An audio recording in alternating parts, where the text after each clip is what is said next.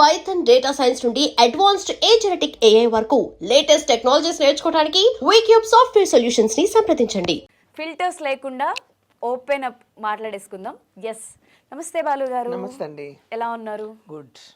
So Balu గారు అనగానే మా అందరికీ గుర్తొచ్చేది ఏంటి అంటే షాక్ అయ్యారా? అదే కదా.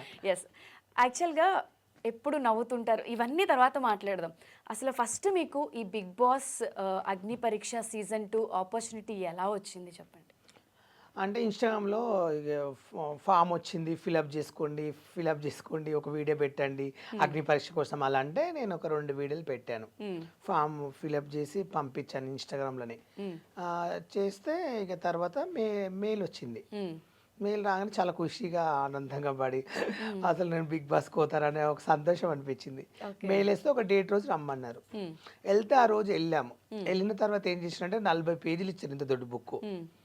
ఒక్కొక్క పెన్ను ఇంత బుక్ ఇస్తే ఆ బుక్లో క్వశ్చన్లు ఉంటాయి తెలుగులో. నన్ను రాయమంటే నాకు రాయనికి రాదు, నాకు ఒక అసిస్టెంట్ పెట్టమని చెప్పా. నేను చదివితే క్వశ్చన్ సమాధానం చెప్తే అదే రాయాలని ఒక అబ్బాయిని పెట్టారు, నాకు హెల్ప్ చేశారు. అట్లా నేను రాశాను ఆ బుక్. ఆ బుక్ రాసిన తర్వాత రాసేసి 3-4 గంటలు కూర్చుని పెట్టిండ్రు. ఒక రూమ్లో తీసుకెళ్ళిండ్రు. తీసుకెళ్ళి 10 మందిని కూర్చుని పెట్టిండ్రు లైన్గా. గంట సేపు క్వశ్చన్లు, కామెడీ, ఎంటర్టైన్మెంట్, డాన్స్ క్వశ్చన్లు. అలా అడిగితే జీడీ అంటారు దాన్ని, జీడీ సెలెక్షన్. ఓకే, అది సెలెక్షన్ అయితే నెక్స్ట్ రౌండ్కి వెళ్తాం. అది సెలెక్షన్ అయితేనే ఇంకోటి మనకు ఆఫర్ వస్తుంది. ఓకే, దానిలో సెలెక్షన్ అంటే ఆఫర్ రాదు. అది సెలెక్షన్ అయిన తర్వాత మా 10 మందిలో 3 సెలెక్షన్ అయినాం. నేను, బోడుప్పల్ ఒక అబ్బాయి, ఇంకొక అమ్మాయి మోడల్, తను మేము 3 సెలెక్షన్ అయినాం. వాళ్ళకి ఏం చేసిరంటే నెక్స్ట్ 7 days తర్వాత ఒక మెయిల్ వస్తుంది. ఆ మెయిల్కి సెలెక్షన్ కావాలి మళ్ళీ. అప్పుడు ఓకే అయింది, అందరం కలిసి వెళ్ళాం. మళ్ళీ ఒక డేట్ ఇచ్చారు. మేము ఇంకా బట్టలు కొనడం, ఆనందంలా షాపింగ్లు చేయడం అన్నీగా మొత్తం చేసేసుకున్నాం. అగ్ని పరీక్ష ఈ స్టార్టింగ్ ఎపిసోడ్స్ కి అన్ని చేశారు. 15 నుంచి ఇక 3 days షూట్ ఉంటుంది, కంపల్సరీ ఉండాలి అగ్ని పరీక్షలో అని చెప్పారు. ఓకే అని చెప్తే అన్ని పనులు తెలుసుకుని ఈవెంట్స్, ప్రోగ్రామ్స్, బోనాలు అవన్నీ వచ్చాయి ఆర్డర్స్. నేను చేయలేను, నాకు వేరే వర్క్ ఉందని చెప్పి ఎవరు చెప్పలేకపోయినాం. అగ్ని పరీక్షకి వెళ్తున్నాం, చెప్పొద్దు కదా, రీల్ చేస్తే ఇప్పుడు ఇవన్నీ చెప్తుంటే బిగ్ బాస్ పోతే ముందే చెప్తారని చెప్పి ప్లాన్తో చెప్పలేకపోయినా. వెళ్ళినాక ఒక 70 మందిని ఇంత పెద్ద రూమ్లో వేసిండ్రు. వేసి ఒక్కొక్కరితో 2 ఫోన్లు, వాచీలు చేతికెట్టుకుని అవన్నీ తీసుకుని కవర్లో పెట్టి ఒక్కొక్కరు. టైం కూడా మీకు తెలియదు, అక్కడ తెలియదు. 8 o'clock తీసుకెళ్లి ఒక రూమ్ లో వేస్తే నైట్ 12 గంటల వరకు ఉండాలి.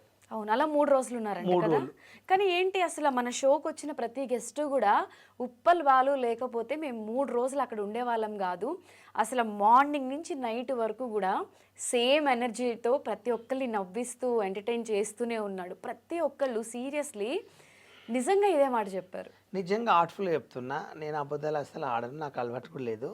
ఫస్ట్ క్వశ్చన్ ఏంటంటే ఆ 70 మందిలో అందరు తెలుసు ఉప్పల్ బాల్ సెలబ్రిటీ అని. అందరూ షాక్ అయినరు, నువ్వు ఎందుకు ఒక సెలబ్రిటీ, నువ్వు దీనికి రావడం ఎందుకు, నేను అసలు సెలబ్రిటీ క్వశ్చన్లో తీసుకోవాలి, అసలు నువ్వు అగ్ని పరీక్షకి ఎందుకు వచ్చినా అడిగారు. దీనిలో ట్రై చేసినా దాంట్లో అవకాశం ఇవ్వలేదని చెప్తే వాళ్ళంతా పరిశ్రమ. దాంట్లో రకరకాలు వచ్చారు, ఒకరితో మాట్లాడతలేరు. గ్రూప్ ఫస్ట్ అక్కడ గ్రూపులు చేసినప్పుడు నా గ్రూప్లో 3 వచ్చారు. ఆ 3తోనే మాట్లాడాలి, మిగతా వాళ్ళు నాకు తెలియదు. ఒక గ్రూప్లో 10 మంది 9 మంది సెలెక్షన్ అయ్యారు, ఒక గ్రూప్లో 5 మంది సెలెక్షన్ అయ్యారు, ఒక గ్రూప్లో 3 సెలెక్షన్ అయ్యారు, ఒక గ్రూప్లో. ఇప్పుడు ఏ గ్రూప్ వాళ్ళు తెలియదు. ఫస్ట్ క్వశ్చన్ జీడీలో ఎవరిది వాళ్ళు తెలియదు. అక్కడికి వచ్చినాక ఒకరి ముఖం ఒకరు చూసుకుంటారు అందరూ. ఎవరితో మాట్లాడినట్టు కూడా భయపడుతుంది. ఝాన్సీ అని ఒక అమ్మ వచ్చింది, రైతు బిడ్డ అని, ఆమె పాటలు పాడుతుంది.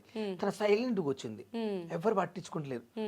ఉప్పల్ బాల్ అన్న, నేను బిగ్ ఫ్యాన్ అన్న, నీకు నువ్వు రావడం ఏంది, అసలు నేను లైఫ్లో నేను చూస్తాను చూడు అనుకున్నా, నిజంగా నా టిక్ టాక్ నుంచి నువ్వు అంటే పెద్ద ఇష్టం నాకు తెలుసా అన్నది. నేను అంటే నిజంగా చెప్తున్నా, నువ్వు నాకు ఎంత ఇష్టమో నాకు తెలియదు కానీ ఓపెన్ చెప్తున్నా ఆర్ట్ఫుల్గా. నాకు ఇక్కడ ఇంతమంది ఉన్నారు కదా, నువ్వు అంటే నాకు చాలా ఇష్టం అన్న. ఎందుకంటే రైతు పాటలు పాడతావు కదా ఒరిజినల్లా, నాకు అప్పుడైతే నిజంగా ఈ అమ్మాయి గొంతు ఏం బాగుంటుంది, పాడే దాంట్లో అవకాశం ఇస్తే బాగుంటుంది అలా అనుకున్న ఝాన్సీని చూసి మస్తు నచ్చినో తెలుసు నాకు అని బాగా లైక్ చేసిన. నా ఫ్రెండ్స్ కొంతమంది మంచి మంచి అమ్మాయిలు వచ్చారు, మా అబ్బాయిలు వచ్చారు, అందరితో లైక్. అందరిని ఏం చేసిన అంటే అందరిని కలిపిన నేను. ఒక రోజు 70 కూడా మాటలతో అందరిని కలిపిన. బాగా కలిపి ఏం చేసిన అంటే అందరిని ఒప్పించిన. ఇక్కడ నేను ఇట్లా జడ్జి లాగా లేచి అందరూ కుర్చీల మీద కూర్చుంటారు కదా, ఇట్లా బోర్డులా ఉంటది, సైలెన్స్, ఇక్కడ 70 మంది జీడీలో నుంచి సెలక్షన్ వచ్చిన వాళ్ళము అందరితో మాట్లాడుకోండి, అందరితో క్లోజ్ ఉండండి. మనం దీంట్లో ఎవరం వెళ్ళిపోయిన అగ్ని పరీక్షలకు వాళ్ళకి సపోర్ట్ చేద్దామండి. ఓకే, నేను పోయినా నాకు సపోర్ట్ చేయండి, మీరు పోతే నేను మీకు సపోర్ట్ చేస్తా.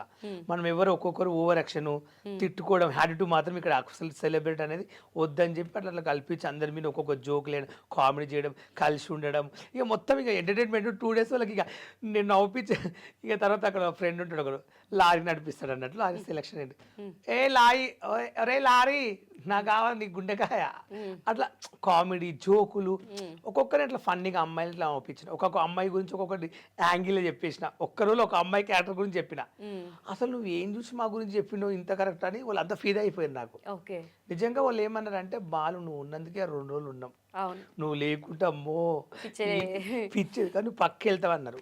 కానీ నాకే 3 లెడ్ రైట్లు ఇస్తారు, నాకే తెలియదు. అవును, అసలు బాలు ఏంటి ప్రాసెస్ అంటే ఇప్పుడు మీరు అంటున్నారు నేను ఆల్రెడీ సెలబ్రిటీ కేటగిరీలో వెళ్ళాలి బట్ నేను ఇలా నార్మల్గా ట్రై చేశాను అని చెప్పి.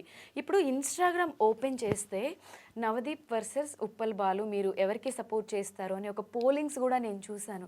అసలు మీరు కూడా ఒక మాట మాట్లాడారు, నేను ఆయన కనిపిస్తే డైరెక్ట్ ఫేస్ టు ఫేస్ మాట్లాడతాను అని. నవదీప్ గారు ఇచ్చిన ఎక్స్ప్లెనేషన్ ఏంటి అంటే ఇక్కడ జడ్జెస్గా మేము కూర్చున్నప్పుడు అన్ని రకాలుగా వాళ్ళని టెస్ట్ చేయాలి, టాస్కులు ఇవ్వాలి, అది పర్సనల్గా మేము చేయలేదు, అది మా రోల్ అని చెప్పి ఆయన ఒక వీడియో రిలీజ్ చేస్తారు. అసలు మీరేమనుకుంటున్నారు? నేనేమంటున్నానంటే వాళ్ళకి ఒక జడ్జి స్థానం ఇచ్చారు. అక్కడ జడ్జి స్థానం ఇచ్చినప్పుడు రూమ్లో ప్రతి ఒక్కరిని పంపించి అక్కడ స్టేజ్ మీదకి వెళ్ళిన వాళ్ళు తిరిగి రూమ్లోకి రావద్దు, అక్కడ ఏం జరిగిందో అడుగుతామని చెప్పి అక్కడ నుంచి మొబైల్ ఇచ్చి అక్కడ నుంచి పంపించారు. మేము పర్సన్ అవుతున్నాం, అదేంది రూమ్లోకి వెళ్ళిన వాళ్ళు మన రూమ్లోకి ఎందుకు రావట్లేరు, 3 రోజుల నుంచి అటే వెళ్ళిపోతుర్రు, వస్తలేరు, ఏం జరుగుతుందో అని చెప్తే అక్కడ అందరినీ రూమ్లోకి పంపించారు ఒక్కొక్కరిని. ఓకే, జడ్జెస్ క్వశ్చన్ ఏంటంటే దాంట్లోకి వెళ్ళిన 2-3 ఎదురు చెప్తే నడరా బై నడు నువ్వు షర్టు కావు అని చెప్పి పంపించారు వాళ్ళకి ఎదురు చెప్తే జడ్జెస్కు. ఇదంతా టెలికాస్ట్ అయినాయా? ఆయనే కదా, ఓకే, రిలీజ్ కూడా అయినాయి కదా, ఓకే, అయినాయి. నేనేం చేసిన అంటే అంత పెద్ద షో 2 కోట్ల మంది చూస్తారు మా టీవీ బిగ్ బాస్ అంటే చూడనోడే లేదు. ఉప్పల్ బాల్ అనేది ఇన్స్టాగ్రామ్లో ఒక రీల్ చేస్తారు వల్గర్గా, ఇలా కామెంట్స్ పెడతారు, అలా ఇలా అని 100 మంది అనొచ్చు, నేను తప్పు పట్టట్లే. మన గురించి తెలియనప్పుడు ఎవరైనా అంటాం, అది ఆ ప్లేస్లో నేనున్నా మీరున్నా ఎవరైనా అంటారు ఫ్యాన్స్, తప్పులేదు దాంట్లో. నేనేమంటున్నా అంటే నా జెన్యూనిటీ, నేను సెలెక్షన్ అయితే బిగ్ బాస్లో ఎట్లా ఉండాలి, ఎలా మాట్లాడాలి అనేది నాకు నాలెడ్జ్ ఉంది. నేను అక్కడ పోయినాక జడ్జెస్ దగ్గరకు పోయినాక నాకు కొంచెం భయం అనిపించింది. ఏంటంటే వీళ్ళు ఇంత పెద్ద బిగ్ బాస్ షో, రేపటి నాడు నేను చిన్న మిస్టేక్ మాట్లాడినా కూడా నా ఫ్యాన్స్ కానీ చూసే జనాలు కూడా నన్ను వేసుకుంటారు, మనం ఎంత జాగ్రత్త ఉండాలో అంత జాగ్రత్త ఉండాలని చెప్పి నేను కూల్గా ఉన్నా. మాట్లాడడానికి శాతగాక కాదు అక్కడ మ్యాటర్. ఆయన ఫస్ట్ క్వశ్చన్ ఒక టాస్క్ ఇవ్వలేదు, ఒక గేమ్ ఇవ్వలేదు, బాలు ఇది పని చెయ్యి, బాలు అది చెయ్యి, పోనీ నువ్వు నన్ను ఎలిమినేట్ చెయ్యి, ఎలా మాట్లాడతావు రేపు బిగ్ బాస్లో, రేపు నిన్ను బిగ్ బాస్లో అంటారు అప్పుడు నువ్వు ఎలా సమాధానం చెప్తావు అని అడిగింటే దానికి నేను వాదించేవాడిని. అక్కడ ఏంది వెళ్ళాను నిలబడ్డ బొమ్మలాగా, నీ ఫ్యామిలీ గురించి చెప్పన్నారు. నేనేమని చెప్పానంటే నాది ఇలా, మా అన్నయ్య ఇలా, మా అన్నయ్యకి 3 ఆడపిల్లలు ఆటో నడిపిస్తారు, మా చెల్లికి 3 కొడుకులు, మా బావ కార్ డ్రైవర్, మా చెల్లెలు ఇండ్లో పనిచేస్తుంది, మా నాన్నగారు చనిపోయారు, మా అమ్మగారు ఉంటారు, మా అక్కకు భర్త చచ్చిపోయి ఒక కొడుకు ఉంటాడు. నేను చిన్నప్పుడు హైదరాబాద్కి వచ్చేసి ఒక ఆఫీస్ బాయ్ పనిచేస్తుంటే వరుసతో ఒక ట్రాన్స్జెండర్ పరిచయం అయింది.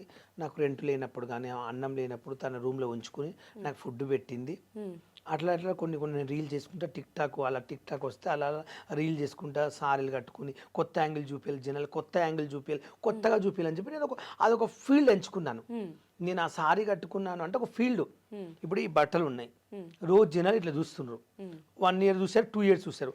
నేను టిక్ టాక్లో వీడియోలు చేసేటప్పుడు నాకు ఒక టీ షర్ట్ కోట్ ఇట్లా ఇదే డ్రెస్ ఈరోజు ఇదే వేసుకొచ్చిన,